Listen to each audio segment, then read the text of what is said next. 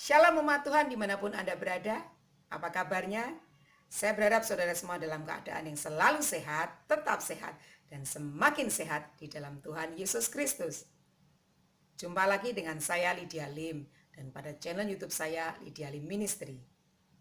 Saudaraku, dalam hidup ini kita sering mendengar kata taat ya, T-A-A-T. Dibalik pun tetap sama, tetap taat ya. Taat adalah kita mengerti firman Tuhan dan kita melakukan firman Tuhan itu setiap saat, walaupun kadang-kadang terasa tidak enak bagi daging kita. Jadi taat itu tidak ada kompromi ya. Taat sekali taat harus tetap taat ya. Ketaatan adalah satu kebenaran dan kita harus mau rindu melakukannya itu. Memang bukan hal yang mudah untuk kita mau hidup taat. Tetapi asal kita mau dan kita mau menyerahkan hidup kita pada tuntunan Roh Kudus, saya percaya Tuhan akan memampukan kita untuk kita bisa belajar hidup taat pada semua perintah Tuhan. Kita masih akan belajar dari satu tokoh kehidupan, Abraham, sebagai bapak orang percaya. Di dalam kehidupan Abraham ada ketaatan. Dia percaya kepada firman Tuhan. Dimulai saat dia harus meninggalkan daerahnya. Dia harus pergi menuju satu tanah perjanjian yang dia tidak tahu. Ya.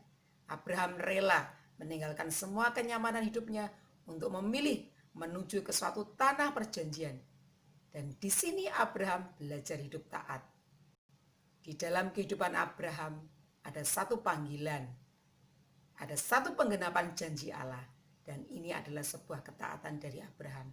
Sehingga Abraham akhirnya diberkati oleh Allah. Saudaraku, kita masih ingat peristiwa di saat Abraham mengorbankan anaknya Ishak. Saya mau sharing bahwa seseorang atau orang tua yang taat akan membuat anak-anaknya juga hidup dalam ketaatan. Kita lihat Abraham, dia seorang yang taat dengan Tuhan. Dan Ishak pun taat kepada Abraham. Saya percaya di saat-saat Ishak, saat-saat detik-detik terakhir, dia harus dipersembahkan kepada Tuhan. Dia memilih untuk taat kepada bapaknya. Karena dia sudah melihat setiap hari, dia percaya kepada bapaknya yaitu Abraham. Dia melihat teladan dari Abraham, di mana Abraham ini adalah orang yang taat kepada firman Tuhan. Saya percaya Ishak pun melihat setiap hari bagaimana Abraham bergaul akrab dengan Tuhan, bersaat teduh dengan Tuhan, memiliki saat hubungan yang intim dengan Tuhan, dan mau melakukan firman Tuhan. Dan ini diserap oleh Ishak sebagai satu contoh ketaatan. Sehingga Ishak pun taat. Satu bentuk ketaatan Ishak yang tertinggi adalah saat dia akan diserahkan kepada Tuhan. Saudaraku, Ishak waktu itu sudah cukup umur. Dia bisa saja tidak taat. Dia bisa saja lari, dia memberontak ayahnya. Karena dia akan dikorbankan. Dan itu pasti akan membuat Abraham tidak berdaya. Karena Abraham sudah cukup tua waktu itu. Tetapi Ishak memilih taat kepada ayahnya. Karena dia percaya, dia memiliki hati yang rela.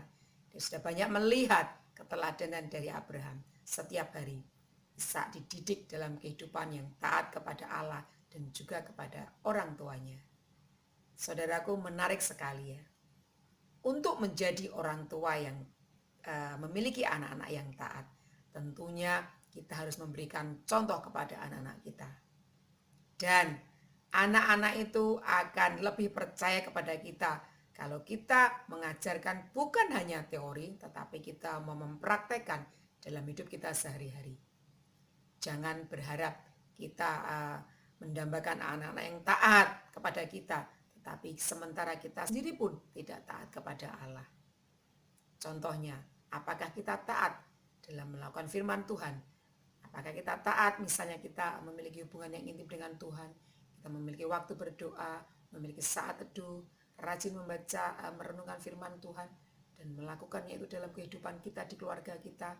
Apakah sebagai orang tua, suami dan istri bisa saling mengasihi satu sama lain, mengasihi dan mengerti anak-anaknya, menghargai anak-anaknya?